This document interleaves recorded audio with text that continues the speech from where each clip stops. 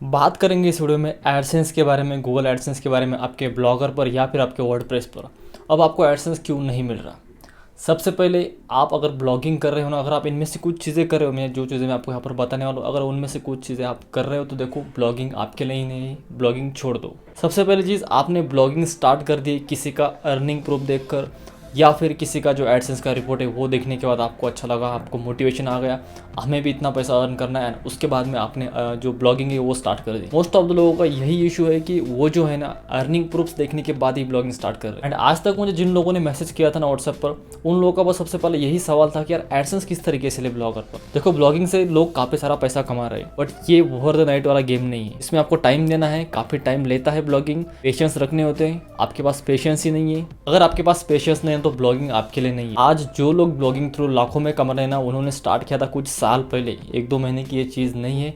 वो काफ़ी टाइम से ब्लॉगिंग में, कुछ सालों से ब्लॉगिंग में, उसके बाद में आज वो लाखों में अर्न कर रहे हैं। नेक्स्ट चीज़ ये है कि आपने ब्लॉगिंग स्टार्ट कर दी, जस्ट आप आर्टिकल्स लिख रहे हो, बाकी कुछ चीज़ों को आपने देखा नहीं। आपने आर्टिकल लिख रहे हो, एडसेंस के लिए डाल दिया, आप रोल के लिए 2 दिन हो गए ब्लॉग क्रिएट करके एडसेंस के लिए डाल दिया।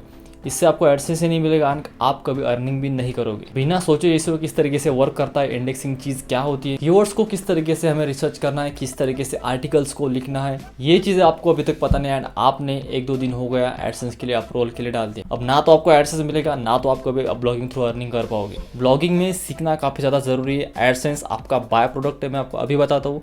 अगर आप एडसेंस के पीछे भाग रहे हो तो आपको कभी भी एडसेंस नहीं मिलेगा, अर्निंग नहीं होगी। आपको भागना है ट्रैफिक के लिए। अगर आप ट्रैफिक जनरेट कर सकते हो तो एडसेंस आपके लिए बाय प्रोडक्ट। ट्रैफिक में आपको यहाँ पर ऑर्गेनिक ट्रैफिक की बात कर रहा हूँ, सोशल ट्रैफिक के बारे में नहीं बोल रहा। नेक्स्ट और एक चीज़ है साइट का स्ट्रक्चर। कुछ भी स्ट्रक्चर करके रख रहे हो, कोई भी थीम डाल रहे हो, इसकी वजह से आपके साइट का जो स्पीड है वो स्लो हो रहा है एंड स्ट्रक्चर भी प्रॉपर नहीं। आपके साइट का स्ट्रक्चर किस टाइप का है, आपकी साइट किस तरीके से रैंक वगैरह होने वाली है, ये आपके साइट के स्ट्रक्चर पर भी काफ़ी ज़्यादा मैटर करता है।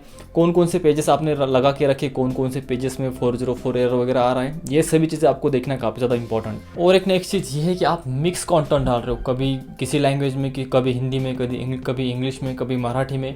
एंड मेन चीज़ आप कंटेंट को मिक्स कर रहे हो, स्पोर्ट, टेक्नोलॉजी, सब चीज़ों को मिक्स करो।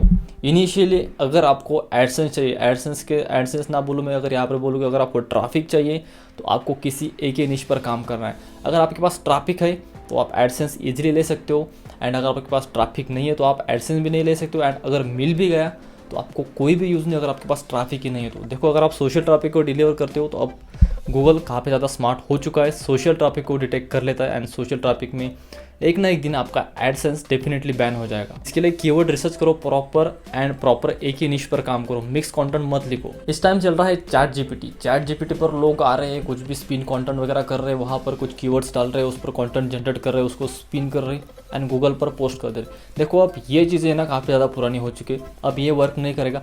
अगर आपको कुछ टाइम के लिए वर्क कर सकता है, आपको थोड़े बहुत इंप्रेशन भी आ सकते हैं, बट लॉन्ग टर्म के लिए अगर आपको ब्लॉगिंग करनी है तो आपको आपका खुद का कंटेंट लिखना है, कीवर्ड रिसर्च वगैरह करना है, सभी रिसर्च करने के बाद आपको कंटेंट लिखना है।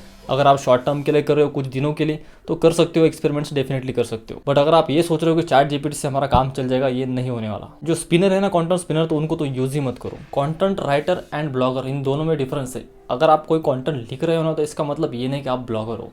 ब्लॉगर वो होता है कि किसी भी नीश पर, किसी भी टॉपिक पर जो ना आर्टिकल लिख सकता है, उस ब्लॉग को रैंक कर सकता है, ये होता है ब्लॉगर। बट अगर आप सिर्फ कंटेंट ही लिख रहे हो, अगर आप कंटेंट राइटर हो, अगर आपको और कुछ चीज़ें पता ही नहीं, एसईओ नहीं पता, कीवर्ड रिसर्च वगैरह नहीं पता, ये चीज़ें अगर आपको पता ही नहीं, इंडेक्सिंग वगैरह, तो इसका मतलब ये नहीं कि आप ब्लॉगर हो। ये चीज़ आपको याद रखना है। अगर आप कोई कंटेंट लिख रहे हो ना, तो इस हिसाब से लिखो कि उसको एसईओ करना है, इंडेक्सिंग वगैरह करनी है, रिसर्च वगैरह करना है, प्रॉपर सभी चीज़ें करना है, तभी आप एक ब्लॉगर कहलाओगे। एक चीज़ याद रखो, एडसेंस के बाद आपको आपका यूआरएल किसी से भी शेयर नहीं करना है। ब्लॉगिंग से रिलेटेड अगर आपको कोई हेल्प चाहिए तो डिस्क्रिप्शन में एक लिंक है, उसके थ्रू आप मुझे कॉन्टैक्ट कर सकते हो। मिलते हैं अगले वीडियो में, तब तक के लिए टाटा और बाय बाय।